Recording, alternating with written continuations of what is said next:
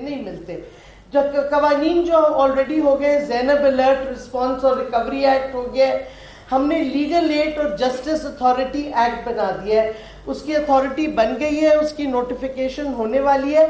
ہر شہری جو کہ جس کے پاس فنڈز نہیں ہیں ان کو حکومت کی طرف سے لیگل ایڈ اور اسسٹنس ملے گی, یہ آلریڈی بن چکا ہے. پھر ہم سمجھتے ہیں ہم نے ایک بہت بڑی ڈیولپمنٹ کی ہے جس کو میں سمجھتی ہوں میڈیا نے اتنا فوکس نہیں کیا, وہ یہ ہے کہ پہلی دفعہ چائلڈ ڈومیسٹک لیبر کو پروسکرائب کیا گیا ہے. یہ امینڈمنٹ ہم نے ڈالی ہے پارٹ 1 آف دا شیڈیول میں 1991 کا جو چائلڈ امپلائمنٹ ایکٹ ہے.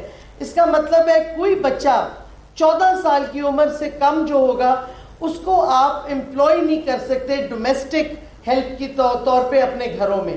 تو یہ بہت بڑی ڈیولپمنٹ ہے کہ پہلی دفعہ ڈومیسٹک لیبر پہ فوکس ہوا ہے اور چائلڈ ڈومیسٹک لیبر پہ, کیونکہ آپ کو پتہ ہے کتنی تشدد ہوتا ہے چھوٹے بچوں پہ جو گھروں میں رکھ کے لوگ ان سے کام لیتے ہیں جبکہ ان کو اسکولوں میں ہونا چاہیے. تو یہ میں سمجھتی ہوں میری نظر میں بہت بڑی ڈیولپمنٹ ہوئی ہے انسانی حقوق کے حوالے سے. پھر ہمارا دیت عرش اور دامن فنڈ ہے جس کے ہم نے امینڈمنٹس کیے رولز میں. یہ ہم کو پرزنرز کو کیا کہتے ہیں اسسٹنس دیتے ہیں جو بیل نہیں کرا سکے یا کچھ. پہلے 60 سال ہوتا تھا, اب ہم نے 40 ایئرس کر دیا ہے کہ 40 اینڈ ابو جو بھی پرزنرز ہوں گے ان کو ہم یہ ایڈ اور اسسٹنس دے سکیں گے. پھر کئی قوانین ہم نے بنائے ہوئے ہیں, جیسے میں نے ڈسیبلٹیز بل کی بات کی جو ابھی ڈفرینٹ جگہوں پہ اٹکے ہوئے ہیں, پروسیجرل ایشوز ہیں. ہم نے کیا کہتے ہیں ٹارچر کا بل ہمارا لا منسٹری ویٹ کر رہی ہے.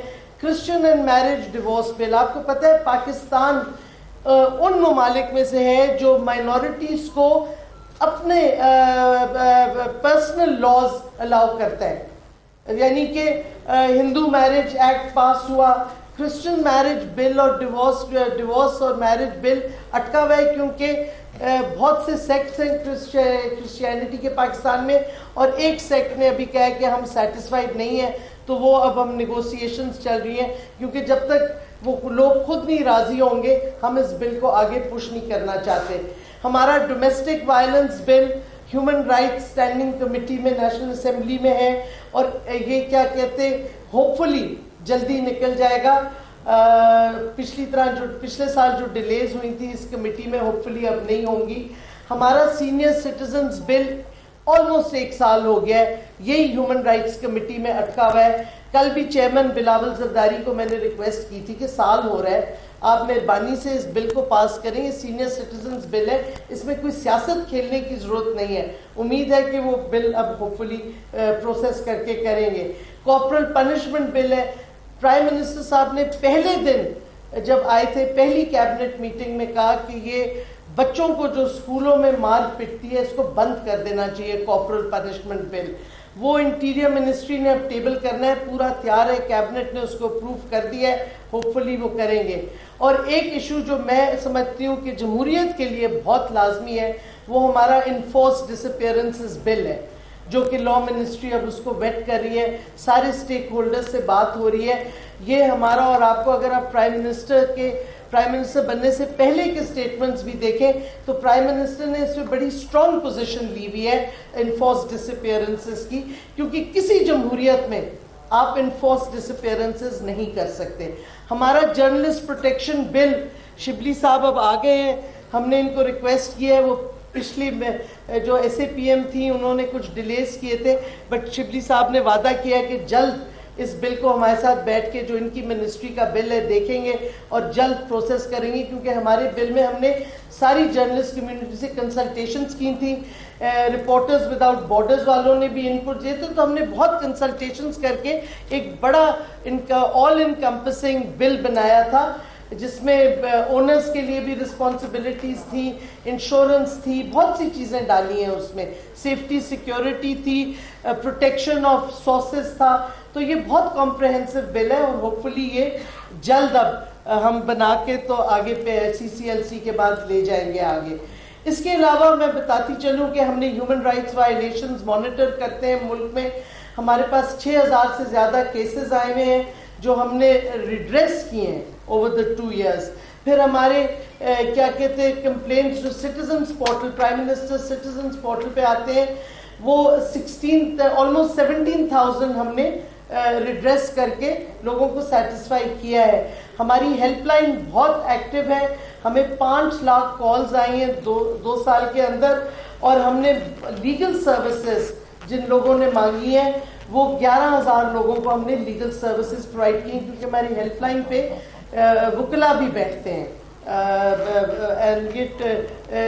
رات کے 10-11 بجے تک کھلی ہوتی ہے, پہلے 24 آورز ہوتی تھی, اب کوئی فنڈنگ کی وجہ سے کم ہو گئی ہے. بٹ ہم نے کووڈ کے زمانے میں ایک چیز کی ہے کہ ایک سیکرٹ کوڈ ہے کہ اگر کوئی خواتین کو خاص طور پہ تشدد ہو رہا ہو, وہ گھر سے نکل نہیں سکتی, وہ فون پہ بات نہیں کر سکتی, تو وہ ہیلپ لائن پہ فون کر کے ایک سیکرٹ کوڈ صرف پریس کریں گے تو ہمیں پتہ چل جائے گی ان کی لوکیشن اور وہاں ہیلپ پہنچ سکے گی. تو میں سمجھتی ہوں یہ بھی بہت بڑی ڈیولپمنٹ ہے. اور کیا کہتے ہیں ایک چیز رجسٹری ہم نے پریپیئر کی ہے, اب انٹیریئر سے اور نارا سے بات ہو رہی ہے, سیکس افینڈرز رجسٹری. کیونکہ جب آپ سیکس افینڈرز رجسٹری بنائیں گے تو پھر آپ کو جو اور دنیا میں ملک میں لوگ سیکس افینڈرز ہیں ان کی لسٹ آ جاتی ہے, تاکہ اگر کوئی پاکستانی باہر پکڑا گیا ہو جیسے ہوا ہے ادھر اور وہ واپس آ رہا ہو پاکستان میں, تو ہمیں پتہ چلے گا کہ اس کا از ہی سیکس افینڈر, تاکہ حکومت پہلے سے تیار ہو. اور اس سے پھر میں آؤں گی کہ تیسرا جو ہمارا پہلو ہے کہ اویئرنیس اور سینسٹائزیشن. ہم نے چائلڈ ابیوز پہ بہت کیمپین شروع کی ہے, ہم نے ٹی وی پہ چھوٹے وہ ویڈیوز بھی پبلک اویئرنیس کیمپین کی ہیں. اسلام آباد کے ایریا میں خود گورنمنٹ اسکولز میں جاتی رہی ہوں کریٹنگ اویئرنیس, اور ہم نے ہر علاقے میں اسلام آباد کے سٹیزنز گروپس بنائے ہیں, ان کو مٹیریل دے رہے ہیں کہ وہ خود اپنے علاقوں میں لوگوں کو اویئرنیس دیں چائلڈ ابیوز کے بارے میں. اور اب یہ کووڈ ذرا اور ریلیکس ہو جائے تو پھر سے ہم اپنے خود جا کے میں اسلام آباد کے سکولز میں یہ ایشو ٹیک اپ کروں گی.